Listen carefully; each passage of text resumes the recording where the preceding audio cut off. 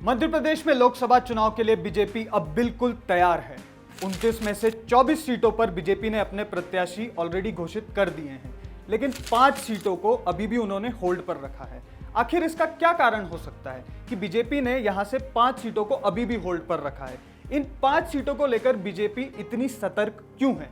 इसलिए आज हम जानेंगे वो सारे फैक्टर्स जिनके कारण बीजेपी ने इन 5 सीटों को होल्ड पर रखा है। इंदौर लोकसभा की बात करें तो सांसद शंकर लालवानी, दिव्या गुप्ता, मालिनी गौड़ के नाम दौड़ में हैं। यहाँ ताई यानी पूर्व लोकसभा अध्यक्ष सुमित्रा महाजन और भाई यानी कैलाश विजयवर्गीय के बीच नाम को लेकर सहमति नहीं बन पा रही है। एक धड़ा मौजूदा सांसद शंकर लालवानी के पक्ष में तो दूसरा खेमा नए चेहरे के लिए जोर लगा रहा है। देश भर की नजर इंदौर पर रहती है। 2019 में भी यहाँ प्रत्याशी की ऐलान पार्टी की अंतिम सूची में हुआ था। इंदौर बीजेपी की सेफ सीट है। यहाँ की जीत का मैसेज पूरे देश में जाता है। मोदी सरकार के पाकिस्तानी सिंधियों को भारत की नागरिकता देने समेत CAA और NRC से भी इस सीट के प्रत्याशी चयन को जोड़ा जा रहा है। यही वजह है कि प्लान बी के तहत यह सीट अगली श्रेणी में चिंतन के लिए होल्ड पर है। वहीं उज्जैन लोकसभा सीट मुख्यमंत्री डॉक्टर मोहन यादव का गृह जिला है। यहाँ सीट होल्ड करने का चौंकाने वाला कारण है। उज्जैन की सीट संगठन संघ और CM के बीच फंसी नजर आ रही है। पूर्व सांसद चिंतामणि मालवीय ने दोबारा टिकट पाने के लिए पूरा जोर लगाया है, लेकिन संगठन किसी नए व्यक्ति या स्थानीय पदाधिकारी में से किसी को मौका दिलाने की जुगत में लगे हैं। पिछले हफ्ते रायशुमारी में संगठन के ज्यादातर लोगों ने 3 नाम में खुद के नाम को प्रमुखता दी।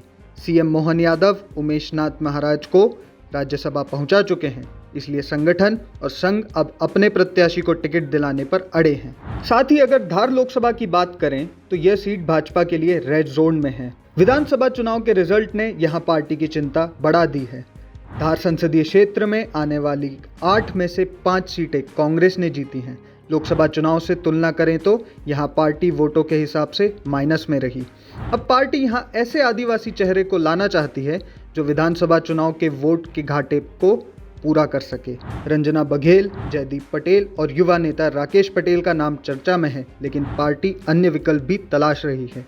मौजूदा सांसद का टिकट कटना तय माना जा रहा है। इसी के साथ बालाघाट लोकसभा सीट बिसेन और संगठन के बीच फंसी है। पूर्व मंत्री गौरीशंकर बिसेन ने अपनी बेटी मौसम के लिए महिला कोटे का हवाला देते हुए पूरी ताकत लगा दी है। मौसम को विधानसभा चुनाव में टिकट दिया गया था, लेकिन स्वास्थ्य की वजह से वे पीछे हट गईं। पिता गौरीशंकर बिसेन चुनाव लड़े लेकिन हार गए। मौजूदा सांसद ढाल सिंह बिसेन और गौरीशंकर बिसेन के बीच खींचतान भी बड़ी वजह है। वहीं प्रदेश संगठन भाजपा युवा मोर्चा के प्रदेश अध्यक्ष वैभव पवार के पक्ष में है। इसी वजह से यहां पैंच फंस गया।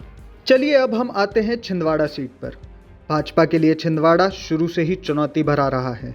यहाँ से कमलनाथ के बेटे नकुल नाथ सांसद हैं। मध्य प्रदेश में यह इकलौती सीट कई दशकों से कांग्रेस का मजबूत गढ़ है।